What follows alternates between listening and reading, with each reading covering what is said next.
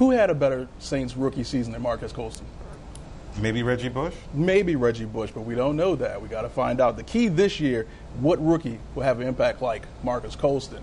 Now, Marcus Colston knows a thing or three about impressive rookies. Drafted just picks away from being Mr. Irrelevant, Colston went from 7th-round no-name to unstoppable force in about 4 games. But what rookies can have a Colston-like impact for the black and gold this year? Our Ed Daniels is in Jackson, Mississippi, and may have found the answer. Ed, any newcomers really showing off out there?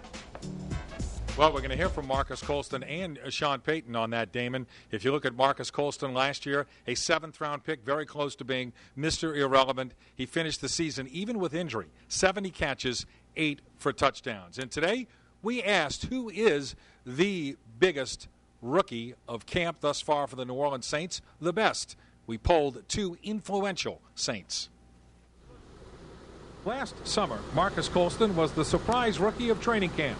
This year, the Saints' sophomore wide receiver has tabbed his best rookie in camp. Definitely Usama Young looks pretty good at corner. I mean, he's out here making plays, and he got a couple picks already. So, he's definitely doing well. The 3rd-round pick from Kent State was out with a quad strain early. Since then, he has put a strain on Saints receivers. A vote of confidence good from a fellow player, even better from the head coach. Sean Payton's most impressive rookie, his 4th-round draft choice, offensive tackle, Jermon Bushrod. When you look at a Bushrod, for instance, he's pretty athletic. He's a guy that seems very comfortable over there on the left side. And, he's handled this transition fairly well. That's encouraging. Bushrod, who played collegiately at Towson, could be a future starter. Last season, 4th-round pick Jari Evans, who came from a small school, Bloomsburg, went on to start 16 games at right guard. I can't sit up here and compare myself to him. We're totally different players. We don't even play the same position. So, he goes out, he works hard, and he gets the job done, and I try to do the same thing. The 2006 Saints draft may have been the best in club history. The early returns on 2007 are solid. And Sean Payton also singling out 7th-round pick linebacker Marvin Mitchell of Florida State for his work thus far in camp. The Saints waived a pair of free agents today, including wide receiver Rema McKnight of Notre Dame. They added a pair, an offensive lineman and a wide receiver. And for the first time in camp this year, practice was shut down. The Lightning really got close here, I guess about an hour ago, and the Saints called off the rest of practice, the first such cancellation thus far in training camp 2007. To install their system, but with just 3 days left until the Hall of Fame game, the team will switch their attention to game planning for Pittsburgh. Sean Payton says they'll begin installing the game plan tomorrow. Now, Sunday's Hall of Fame game will be our first chance to check out the rookies and others who are looking to make the team. Guys like receiver Lance Moore, who's been waived by the Saints twice. Moore continues to be a standout at camp. He worked hard to put himself in this position, but he's someone he's got a little wiggle to him. He's got strong hands. He's going to be in the mix.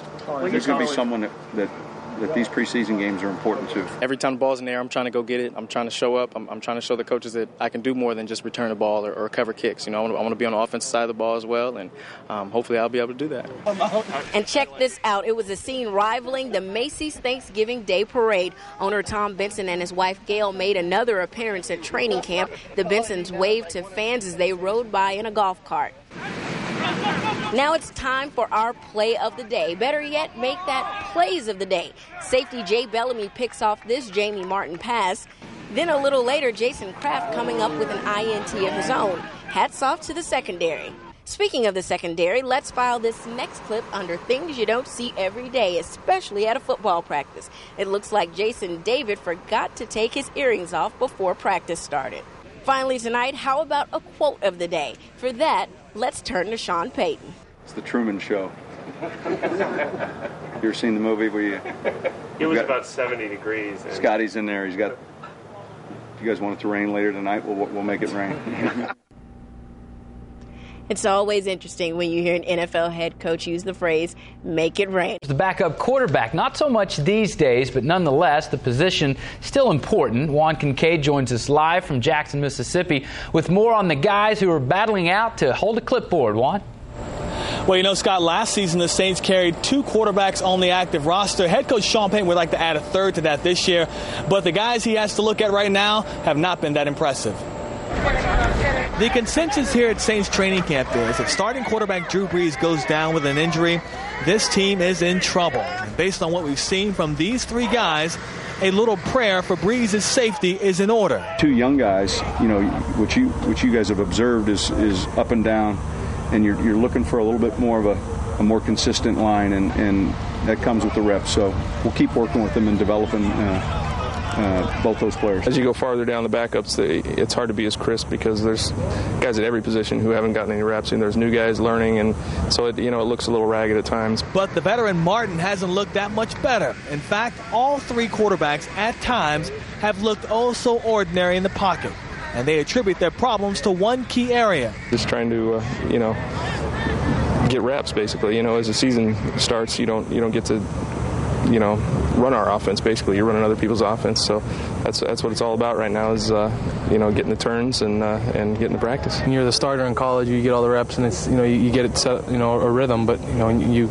come to the next level, you have to work your way up again, and you need to find a way to to get into a rhythm. Find a way to get into a rhythm without the reps. So whatever way that is, you got to try to find it. So who stays and who goes may come down to who outperforms the other over the 5 preseason games. Those live snaps that you get at quarterback over the period of 4 or 5 games is